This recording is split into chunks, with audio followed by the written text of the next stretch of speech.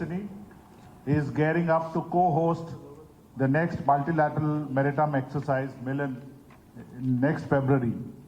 Before we proceed with the interaction, may I request the CNC to release the teaser video of Milan, which will be followed by a brief on Milan website.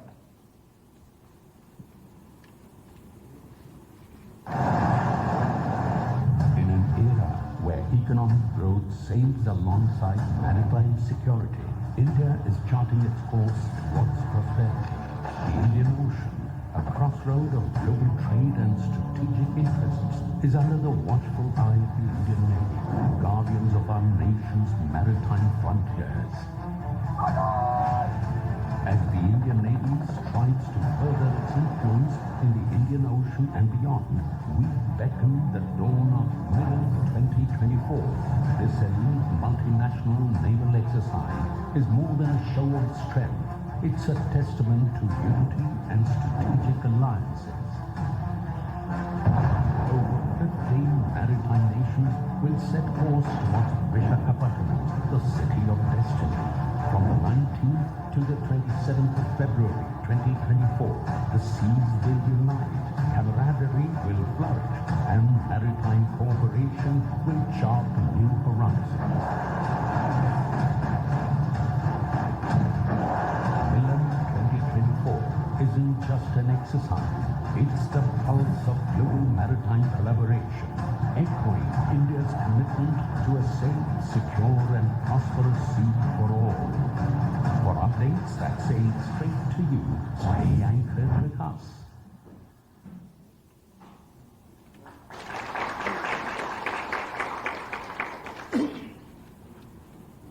Good morning, ladies and gentlemen.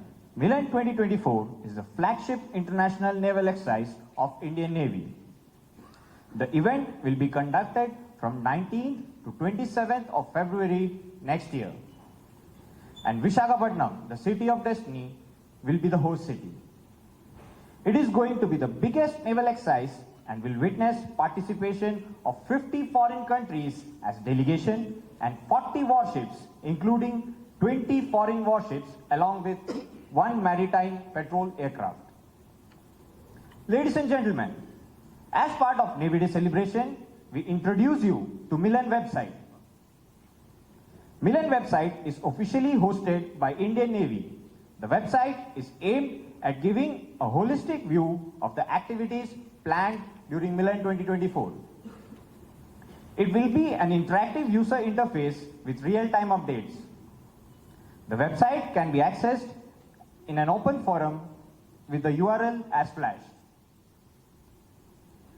This is how our website looks like.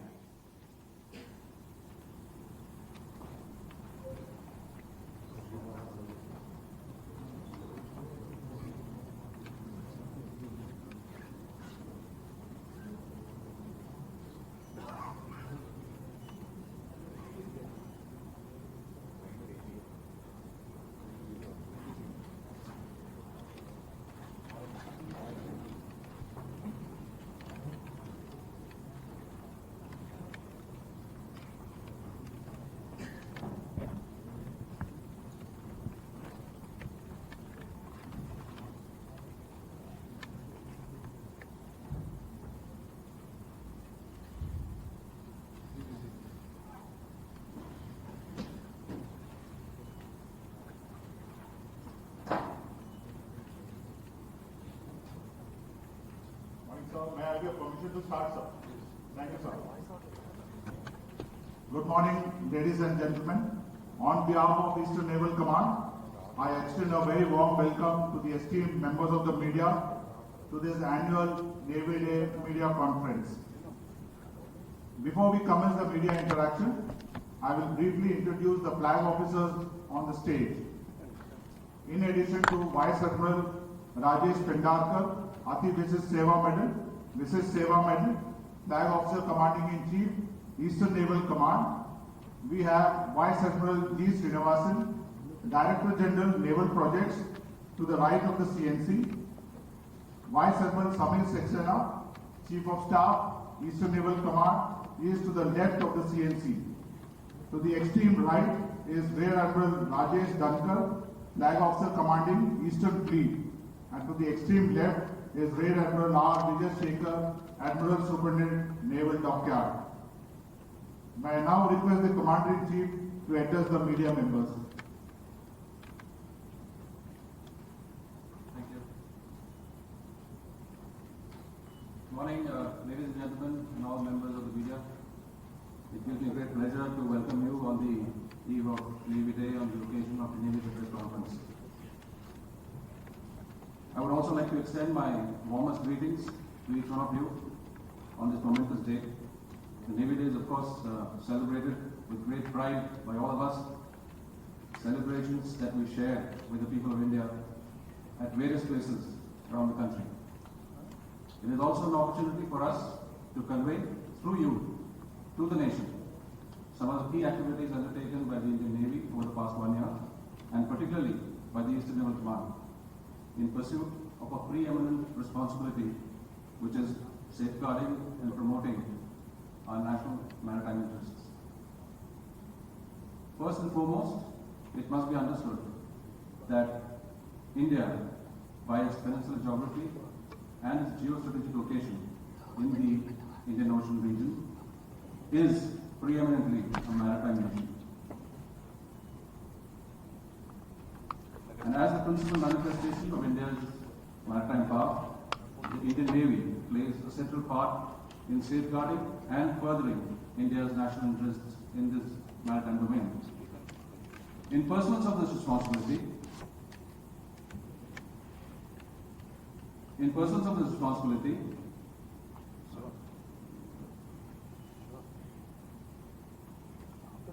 the ships, submarines and aircraft of the Indian Navy operate far and wide in our areas of interest, which are often deployed well beyond Indian shores and well beyond the Indian Ocean region also.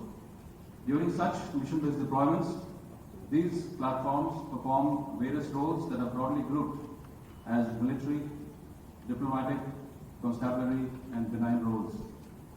The inherent character of the naval forces make it possible for them to perform more than one of these 4 roles at any given time in a single mission, as also enable them to swiftly shift from one role to another while being deployed in the area at the same time. And during the course of this brief, I shall attempt to amplify on this and highlight some of the major activities undertaken by our units over the past year in this context. But first, let me provide an overview of the Eastern Naval Command. Since its inception as a small outpost in 1968, the command has indeed come a long way and has progressively grown with bases distributed along India's east coast that measures 2,562 kilometers. For those who may not be aware, the Eastern Naval Command is the largest command in terms of geographical area of responsibility amongst all the armed forces of India and extends over an area of 25 million square kilometers. In terms of personnel, the Eastern Naval Command has a total strength of about 37,000 personnel, comprising nearly 3,000 officers, 21,000 sailors, 3,700 DSC personnel, and nearly 10,000 defense civilians. The last year has been extremely challenging, yet satisfying for the Indian Navy. Our operational deployments throughout the year continue to be bold, purposeful, and in support of our national interests. Our ships, submarines, and aircraft are primarily deployed in the military role. In this role, the assets of the Eastern Naval Command are mission deployed to show presence in strategic areas, including in the vicinity of the eastern choke points of the Indian Ocean region, which are the Malacca Strait, the Sunda Strait, the Lombok Strait, and further east, the Mumbai-Vietnam Straits. In doing so, they develop comprehensive situational awareness in these areas and monitor extra-regional forces in the Indian Ocean region. They also demonstrate the Indian Navy's reach and sustenance capabilities in our areas of interest. Altogether, such deployments serve to deter inimical interests from threatening our sea lanes of communication and thereby safeguard the trade flowing through them. To ensure all this, our assets of the ENC are maintained at the highest degree of combat readiness to meet any maritime challenge on the eastern seaboard. Major exercises such as the theatre level operational readiness exercise or tropics, exercise Tayyar, and each one of them is we're working towards arranging for each one of them. I also mentioned about the Naval Technical Exposition, which is going to be part of the Milan this year. So this is going to be a platform for our indigenous industry to showcase on an international platform their capability that they have achieved so far. So we look forward to Milan, and I'm sure that Milan 24 will be as big a success, if not bigger, than the previous one.